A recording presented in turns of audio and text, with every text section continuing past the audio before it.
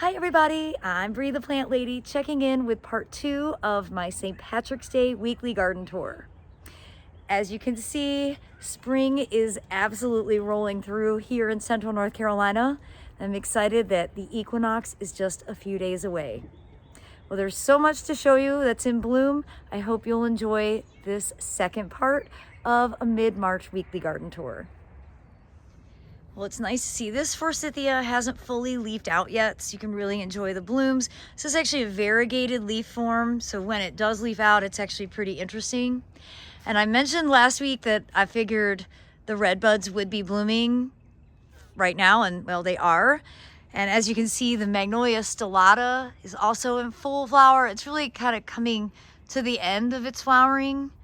It's such a beautiful and slightly fragrant plant. I really appreciate the Magnolia stellata.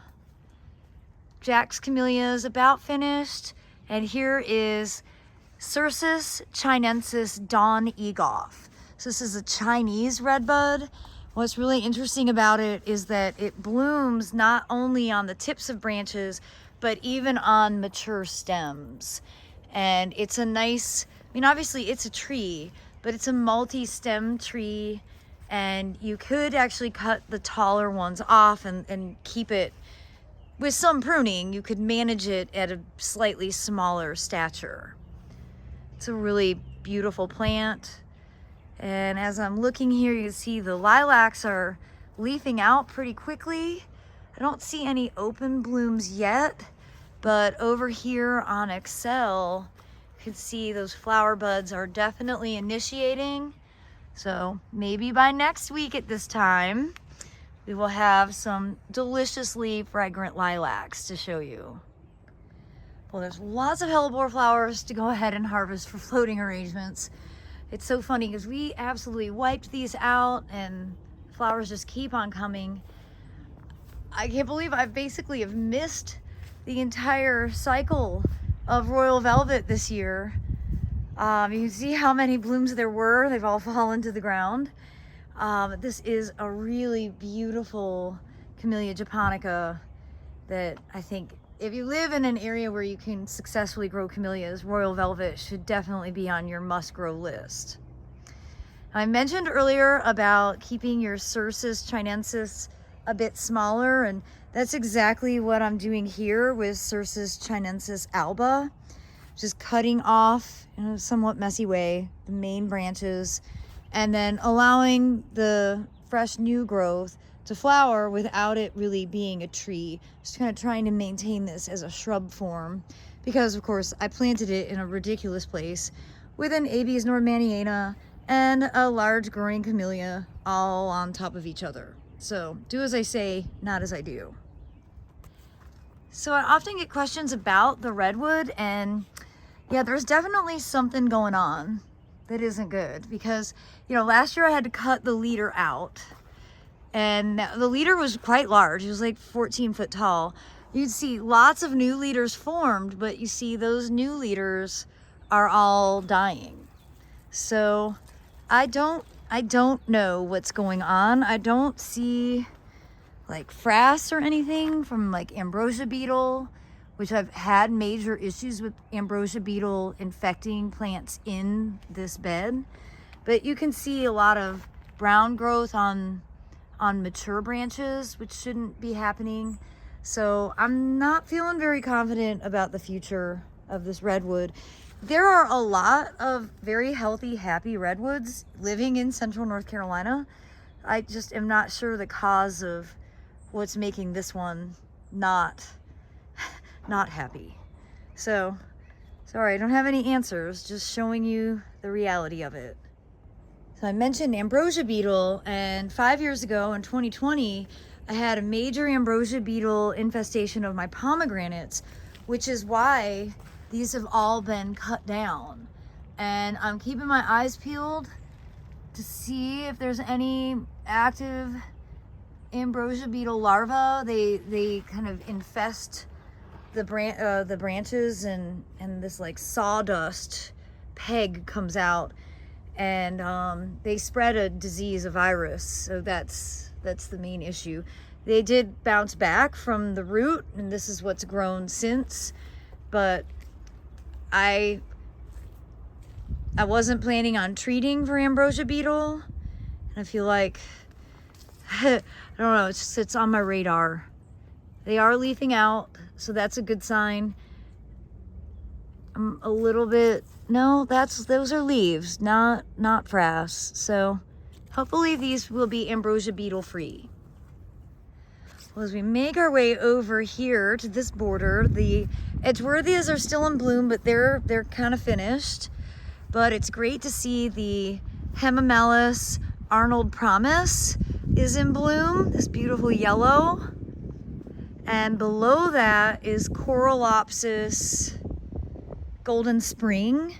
And this is nice because it actually has kind of chartreuse foliage all summer long. And I love Coralopsis. This is a plant that definitely deserves more attention. It's a wonderful cut to bring in for arrangements. It smells nice. And it really is just a fantastic flowering deciduous shrub. And then over here we've got Cercis canadensis, the native redbud. And this is one called Hearts of Gold, which has nice chartreuse leaves as well. And always happy to see this. I see a few dead branches, not as bad as last year. So I do need to do some pruning on it just 'cause there's some overlapping branches, and yeah. I'll get to it at some point. Famous last words. This is a time of year when 1 week to the next really does make a huge difference. And you see the Happy Higo, which was covered in blooms last week, is almost finished flowering. Obviously the swamp is doing its swampy thing, filling up with water. We've got trilliums that are about to open. Actually, I need to check all the woodland trilliums because actually haven't been paying attention to that. I did plant a ton last year, although I'm not 100% sure that they're all active because the woodland got so dry last summer. I also wanted to show you this great hidden double hellebore here. Lots of blooms on it. The doubles really don't set much seed, so they're not a problem, but I still like to harvest them to use in floating arrangements because they look so pretty. Well, if you remember last year, we actually planted trilliums completely all the way along the edge, and I don't see any. I don't think they're gone. I think they aren't going to break dormancy this year because we got so dry last summer. And in my experience with spring ephemerals, when they go through like an extreme stress, like we had in like June last year, we didn't get a drop of rain for the entire month. It's not uncommon for native ephemerals to skip a year. I don't see any over here in this stump bed either. I know I planted a ton, like big clumps. I sure hope that they didn't all die, like for real. That makes me feel terrible. I am pleased to see the Pacaria is doing very well as a ground cover in this island bed. Starting to bolt with blooms, so maybe they'll be flowering next week. And that's definitely one of my favorite native ground covers, and it's evergreen. So I was hoping that it would just seed out, like fill up these woodland beds, because I've pretty well lost interest in planting these out because it's so defeating with the deer. Yeah. Not only deer, but drought. This is like the farthest point from a hose, so, and I just have something against watering a swamp. It doesn't seem like a proper use of resources. So I'm gonna give myself a D- on my woodland gardening venture, just to be really honest with you all. It wasn't something that I was super excited about doing, and literally within a year, I've pretty well given up on it. Not the best example of how to be a good gardener, but I do try to keep these videos as realistic as possible. And along this woodland edge, this bed I'm way more excited by. I think because it's more sun. It's not as dense a shade, I should say. And I think we did a better job planting it. The deer aren't eating everything. And look how exciting, we've already got a rhododendron in bloom. So that is really cool to see.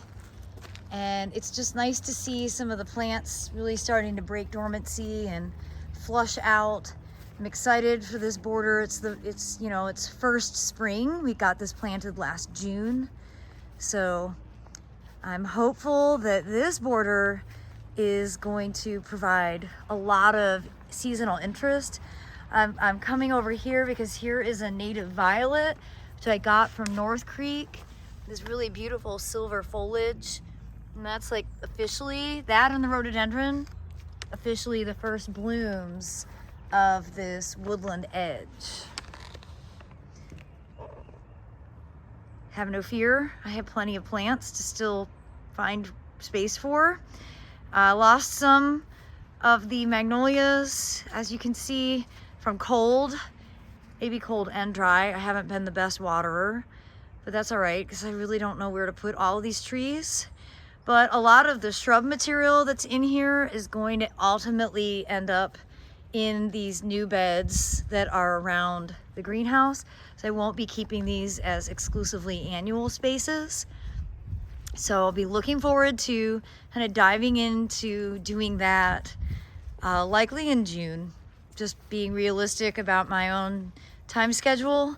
June isn't the best time to be planting permanent woody plants because it requires so much watering, but there is a hose right there. And so I feel pretty confident about getting these beds planted with shrubs and perennials, and again, keeping it native focused. So I hope that you will continue to tune in.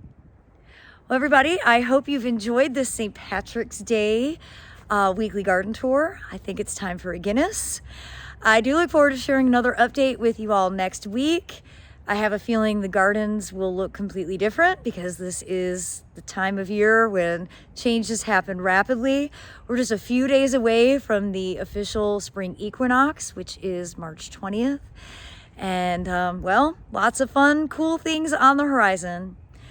Well, as always, thanks so much for watching and happy gardening, everybody.